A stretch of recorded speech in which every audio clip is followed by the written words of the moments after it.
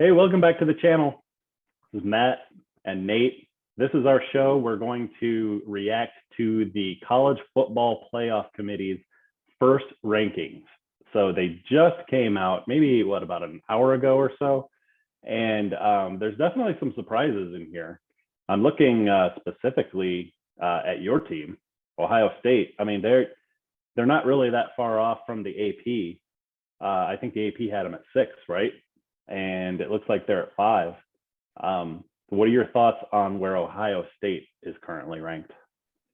Well, as with a lot of these rankings where you're fighting to get in the top 4, the more important thing isn't where your team necessarily is, but where your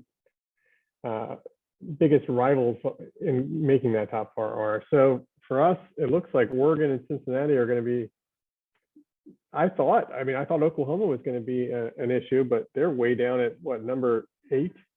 So that was probably, I think out of the whole thing, that I was most surprised by Cincinnati being down at 6 and Oklahoma at 8. So I think 5 is a nice safe spot. It puts some more pressure on some of the other teams, and we get to play Michigan State, so that'll take care of itself.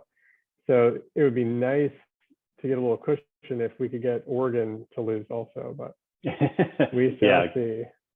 Good luck with that. I don't know if that's going to happen. The only loss they had, and I read this somewhere, was I think it was to Stanford, and Oregon's play caller, their offensive coordinator, was out for that game. Yep. For a sickness, right? So COVID, that's a pretty. Was it COVID? That's a pretty big handicap. Hey, right at the last second, your offensive coordinator is not going to be playing. They're not going to be calling plays. So I'm sure that had something to do with it. Also, I don't think he had anything to do with their defense not playing very well. But wow. And so you're right. I also think Oregon's getting an awful lot of credit for kind of beating Colorado a little bit impressively. I mean, Colorado is one of the worst teams in the country, and they still only put like 37 up on them or something. It wasn't that impressive. Like, they should be beating that team by 55-10. So they should be. Yeah, I mean, and they barely pulled out that win against UCLA, who's a good team, but I mean, nothing special. So yeah. And you're right. Ohio State plays both Michigan State, who's ranked at number 3, which I think is really, like, the playoff committee loves Michigan State right now. And Michigan is at number 7, which I'm surprised they're that high. I guess just maybe the playoff committee said, hey, they lost to a team that we're going to rank number 3, and they barely lost and probably had chances to win. So how can we rank Michigan too far down? But and plus, a lot of people think Michigan's the better team, and you guys just blew it at the end, like with the fumble. We did, but we also gave up 200 yards and 5 touchdowns to the running back. So I would say that doesn't bode well when we go. Excuse me. When we go to play Ohio State. I don't think we're going to be able to stop the run as well as Penn State did. What do you think about that? Probably not. Penn State has a really good defense. That's the one thing that's been consistent with them all year. I think at the beginning of the year, Clifford was looking amazing, and then their defense was looking amazing. And then until Clifford went down against Iowa, I thought Penn State was outplaying them in that game, and I thought they were going to easily beat Iowa. I have no idea what the Illinois game was, other than a very weird scheme where they had like 9 offensive linemen that Penn State refused to adjust to, so they were able to run all over them.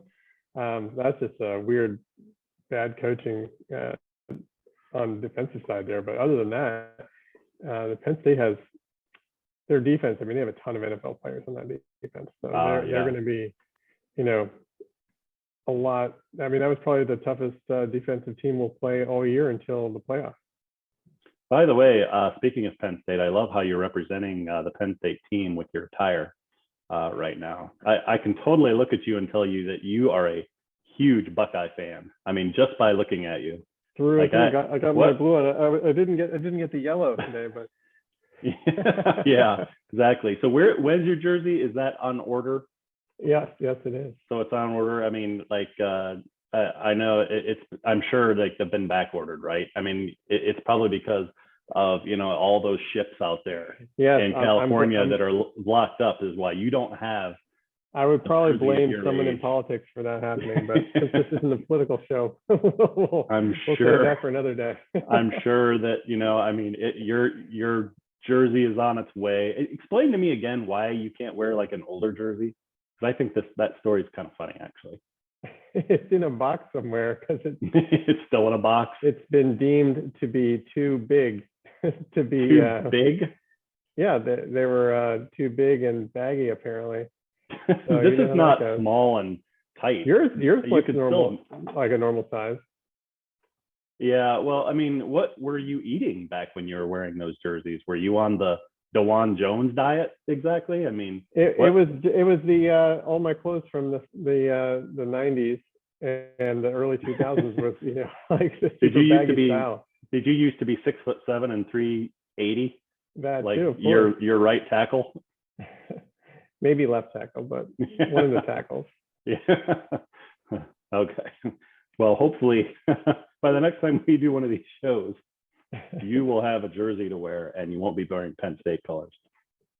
Anyway, so going down here, and you mentioned Oklahoma. Wow. That's the only wow I really have on here. I give them props for doing that though, because they have looked bad a lot of the year. And I mean, they needed a miracle to beat Kansas with the new star quarterback. I mean, Caleb Williams is a much better quarterback than Spencer Rattler, but the team wasn't good. So they're barely undefeated. They're probably going to lose at least one game, maybe more. But there's clearly not a top 4 team in my opinion either. So I'm glad that maybe not. I'm glad they're nowhere close. I would have to actually pull up their schedule to see if they've got another loss, but who are Oklahoma they going to be playing? Oklahoma they only have one loss. They're a solid team. They'll probably beat them. Oklahoma they struggled with Kansas. I think that means anything's up for yeah. Well, Michigan State struggled with Indiana. Like their running back Walker ran for 85 yards in that game. Yeah, it don't make any sense. I just don't think we get the same teams. Like we didn't get the same team, Michigan State team that played Indiana, and you guys didn't get the same Penn State that played Illinois. So there's a lot. I mean, we can't take too much out of these rankings right now because a lot's got to happen. I mean, seriously. Yeah, that's the weird thing with in a lot of past years when we had teams that were good, we would still sometimes play down to the competition. But this year we've just been blowing everyone out. And, the Penn State game was the first time we really looked like we struggled a little bit. And we didn't struggle to move the ball. We just struggled to punch it inside like the 5-yard line. For some reason, our play calling just went to shit in the red zone. But other than that, you mean since the Oregon game? Well, we're not going to talk. We're not going to bring. We moved the ball great against them too. Yeah.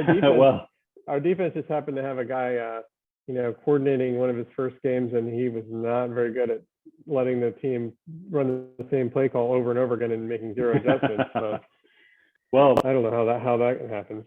One of the things we can do with this ranking is we can try and read between the lines a little bit. And when I see Cincinnati at 6, we have a friend, Jason. I think if he reads between the lines on that and what they're saying, it's not looking good for Cincinnati. Not just for Cincinnati's ranking, but they have a couple big games like Houston and SMU. I think Houston only has one loss, and SMU I think has one loss too. And they could easily be ranked as they are in the AP and coaches poll. And the committee's just like, we aren't giving them even a chance of making the top 4, so we're not going to rank those other teams either. So they're making it so it's and it's funny. So they're saying, well, they have this impressive top 10 win over Notre Dame, but then they're gonna dock them because they had close wins against 2 bad teams the last 2 weeks, relatively close wins that they should have blown out. Whereas other teams are going to have close wins and they're not getting the same punishment that Cincinnati seems to be getting. So it's a little inconsistent. Cincinnati played Indiana, but you don't get much credit for doing that. I mean, we give them probably more credit than anyone ever has for beating Indiana. And they beat Notre Dame. I know they were interviewing one of those guys, one of the college football playoff committee guys, and he was kind of, you could see even in the written word, he was kind of like, yeah, Cincinnati, they have a cute little win over Notre Dame. But we think they're at 6. So I don't see how they're going to improve their resume from here on out. What are they going to do? Beat SMU? That's it. That's the only game they've got left. So Yeah, I think I think the only way that UC is in is if everyone loses once or twice more. yeah, I mean, it's gonna take like a 2007 year of insane upsets, and even at that point, they'd still probably put like a 3-loss Alabama above them. yeah. And so because if you look at the top 6, Ohio State and Michigan State play, but if they win out, either one of those teams, Cincinnati's not going to jump them. They're not going to jump Oregon, I don't think, if Oregon stays undefeated. Definitely not Georgia or Alabama, no matter what. What happens? And then you've got Oklahoma, who could jump them. Yeah, no, there's all winning. these teams. What would happen is even if the teams above still somehow found a way to lose, they'll just make some of the other ones like Oklahoma or maybe Baylor wins out or something weird. You know, any of those teams around the top 10 area, they'll just find a way to bring them up. So I think that they have zero chance. Yeah, I mean that's they would have to be ranked like number 3 for me to think that they had a chance to be in the playoffs at all. So I feel bad for Cincinnati a little bit. So going to Michigan, all they have to do is beat Penn State and Ohio State. Sounds pretty easy. All in front of them, and they would be in, right? I mean, you play Penn State at home. It's at Penn State. Oh, is it a night? If it's a night game, that's gonna be brutal. But even if we get past that, we've got a game against the Buckeyes. Yeah. So, I mean, well, at least that's a home game. I mean, at Penn State's one of the hardest places in the country to play. So, like, their whiteouts are impossible. Even in my best daydreams, I don't know that I can see Michigan winning those. Not both of those games. I could see them beating Penn State, but only because Walker is not on that team, the running back. Yeah, Penn State has 0 running games, but I could see them stopping the quarterback like for Penn State. Yeah, if Clifford isn't 100%, then you could probably beat them. This depends on what his health is. You know, when he's healthy, they're pretty good. If not, they can be beat by Illinois. Yeah, they certainly can. But I don't think we're going to get the Penn State that played Illinois either, just like you guys didn't. They're going to be probably playing for pride at that point because Penn State has 3 losses now. So I think that's. So what are your projections now so far based on week 1 rankings? Based on week 1 rankings, I think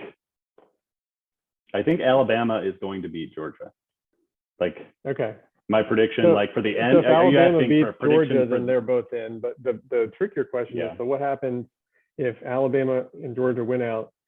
So Alabama has 1 loss and Georgia is undefeated still, or even if they had 1 loss, it wouldn't matter. And let's say Georgia beats Alabama and then they have their 2nd loss. So are they going to go from 2 to 5, or are they going to go from 2 to 4? I think Bama or does it depend on how close that game is? What if Georgia beats them by 2 touchdowns or 3 touchdowns? Are they out then? Mm-hmm. But if it's within 10 points, then maybe they're still in. Think about who would have to. It's a hard question. That's one of the because they put them high. They didn't just put them top 4. They put them number 2, and I don't think they deserve to be number 2. No.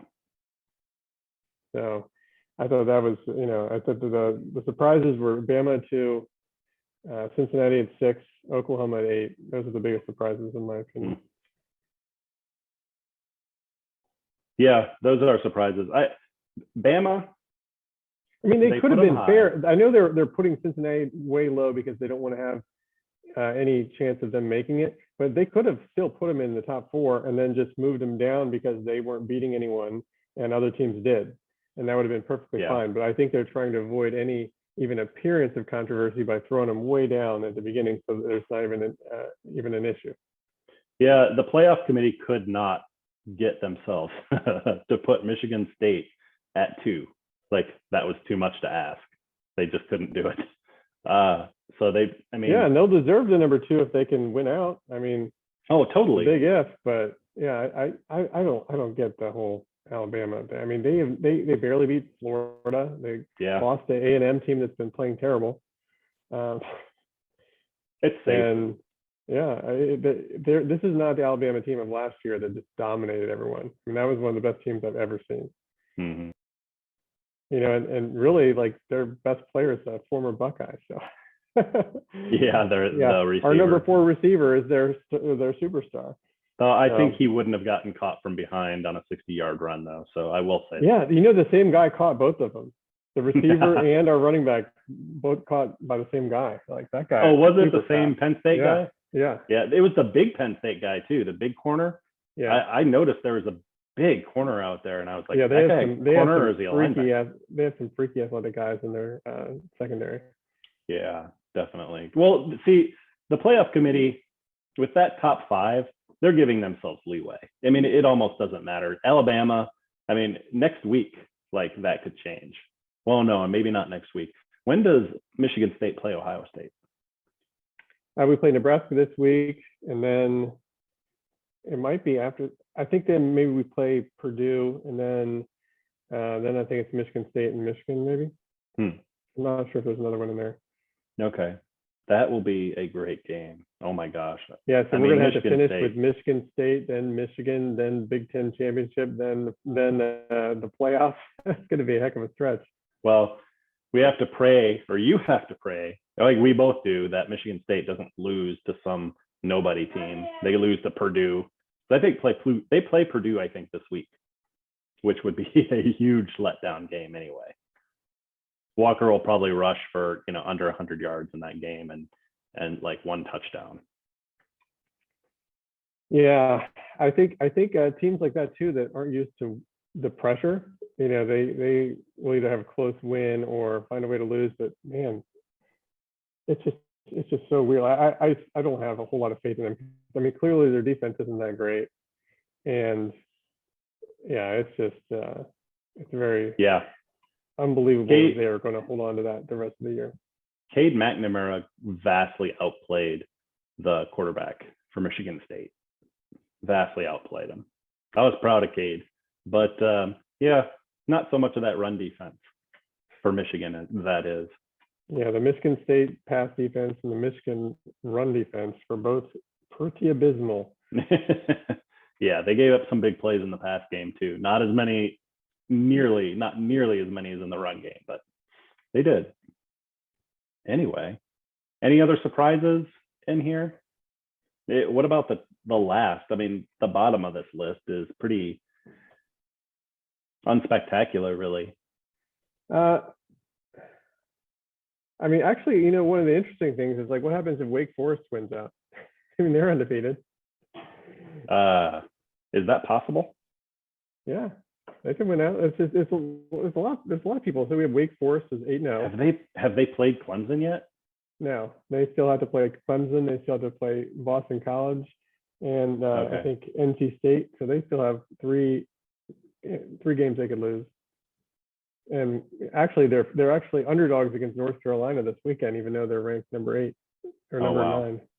Interesting. The crazy. I mean, like I think I brought up last time. I mean, Wake Forest is undefeated, and Kenneth Walker was on their team last year. Yeah. I mean, that's the crazy. Can you imagine how? I mean, they would be legitimately a top 2 team if he was still on their team. That would just be insane. You know who has almost no chance right now, it looks like, and this makes me happy, is Notre Dame. Notre Dame, yeah. They've got one loss, and they're number 10. They played one hard team, and they lost. They can't be jumped. They can't jump Cincinnati, obviously. Yeah. And they're not going to put Cincinnati. Cincinnati will be ranked number 5. Poor Bearcats. Yeah. So that's it. So like, what happens? What happens if? I think let's try.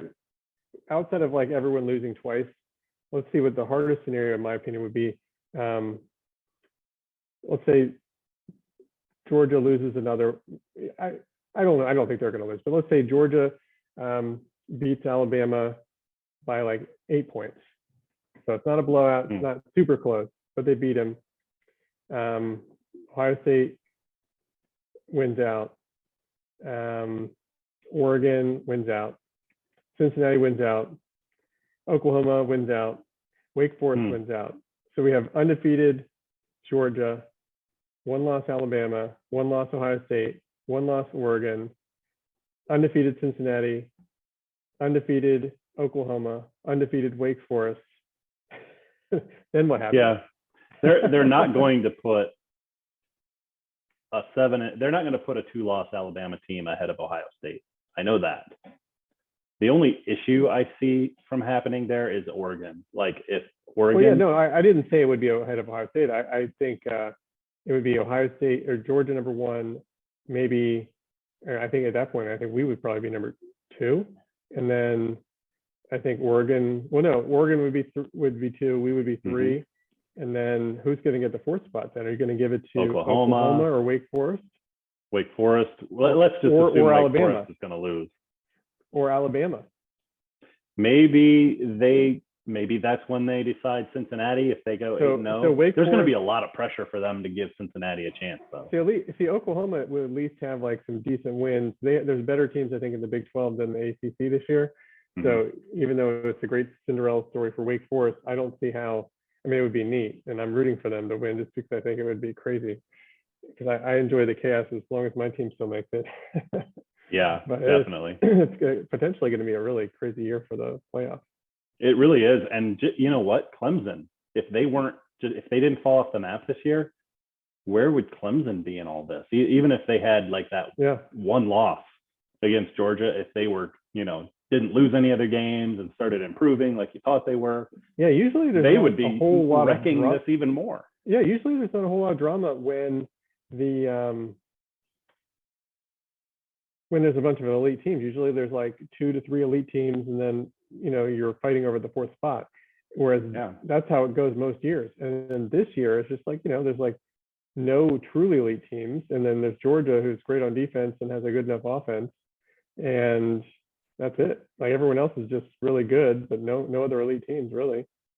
Yeah, it really is. This is a great year. I mean, I don't like that Michigan lost. I'm still kind of salty about that. But this is actually a great year. I mean, I can't complain. Do you ever look at your PFF grades for your players? No, I never ever look at that. Is that something that I should be looking at? I was listening. I don't have a subscription, unfortunately, but I was listening to someone read off some of the Ohio State ones, and we have a couple. The good players. Usually, the players of the week are like in the 90s. You're getting a 90 rating or something. Anything over like 75 and 80 is really good. And we have like 2 of our starting linebackers that played the most were under 50. They were like in the 40s. That is just god awful. And the only person on the team that had a good rating, is one of the highest ratings on our team, is Steele Chambers, who is a converted running back. So he played linebacker in high school and was recruited as a running back because he only wanted to be running back, couldn't make it. Now he's our best linebacker, but they don't play him that much, even though he's the highest rated guy on our team, at one of the highest rated guys on the whole defense, but he just doesn't get that many snaps yet. I mean, granted, he hasn't been starting from the first game. He started because out of necessity, the other guys are trash, but they are putting him in there. Like every time he comes in, he's like making a sack or a tackle for loss or a forced fumble or something. Like he's an instant playmaker, and he's the guy. He's going to be out the first half of the Nebraska game because of targeting. But I remember that. He's just really good. I don't understand how. Someone was joking. The only reason that he's actually good is because he hasn't been coached by our linebacker coach for very long yet, and he hasn't been ruined completely. Al Washington is just completely the weak link of the team right now. Stole Al Washington from us. I mean, it's just like you could have our corners, and we have a really good safety, we have really good corners, and the line is good. The only problem really on the whole team is maybe a number 2 safety and then just trash linebackers. So anyone that has a great tight end or can exploit passing over the middle, like Penn State did, that's how you beat them. Yeah, I mean, you probably don't have very many complaints on offense, but the defense, I mean, your linebackers are kind of, and I would say the DBs are a little bit susceptible, a little young, so you can move the ball on them. But they're not moving it on the DBs though. They're moving it on against the linebackers up the middle. Yeah, they're not throwing deep on them. You're right. I don't see very many deep balls. anymore being thrown. One It's of our all starting kind of linebackers, like intermediate. like all those passes are on the linebackers. So Taraja Mitchell, who's been there for like 4 years, this is his first year starting. There was 10 passes against him, 10 completions. I mean, he's just doing nothing. He's just getting passed on. I know that 10, name. 10 for 10. Was he highly recruited? I think he's remember a 4-star guy. And he has, I've just basically been hearing him complaining that he never got to start in the last 4 years. There's a reason why he's never gotten to start in the last 4 years. So he's there because he's got some experience and he's got some time in the system, and there's not very many other options. He's a captain too. He's just not very good at football. At the part of playing it, then it sounds like he's not very good. Yes. Yeah. All right. Well, hey. I don't know. Do you think you can win a national title with an entire position group that's horrible? The entire position group? Well, I mean, like I said, Steel Chambers is good, but if they're not going to start him, then it doesn't matter. Maybe by the end of the year they'll start him, but as of now, like the other linebackers are just trash. In college, I think you need at least one star at like every level. Because you could play nickel most of the time and probably get away with it, only having 2 bad linebackers.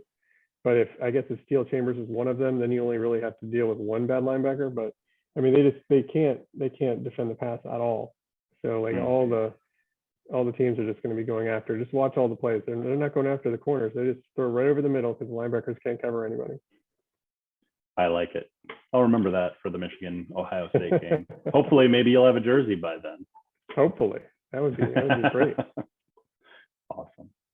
All right. Well, I think this is wrapping up the surprise show. I mean, we'll keep talking about this. Now that we have the college football playoff rankings out, this can be something we can just kind of keep track of and see what happens. I'm really, really interested to see what happens with Cincinnati and with some of these teams. And I'm not sure when Georgia plays Alabama. That'll probably be the championship game, right? Yeah. Yeah. Well, Auburn too. Definitely. Auburn could be a big one because Auburn might upset Bama, and then what happens then if Alabama then loses the second one, but then beats Georgia? So they're still in, right? They're out. I think if they're number 2, they lose a close one to Auburn, and then they beat the number 1 team in the country in the SEC championship. Do you think they're going to leave out Alabama at that point? I don't think there would have to be a lot of losses with the teams below them for that to happen, which could happen. I hope you're right. I just don't have any faith. Bama, whenever there's a close call, they always let them in. Well, we know every year there's inexplicable losses that top teams take. So I think we'll just have to see how it all turns out. I'm not concerned yet. I'm never concerned at this point. They consider themselves a top 4 team, like all the time. No, I don't. Your expectations are the top 4. I think that we're just a team in the mix, and we have a good chance to be a top 4 team. But we just have to beat Michigan State and Michigan, and then we're good to go, and not pull have a crazy Purdue upset loss like we did a few years ago. Yeah, that's true.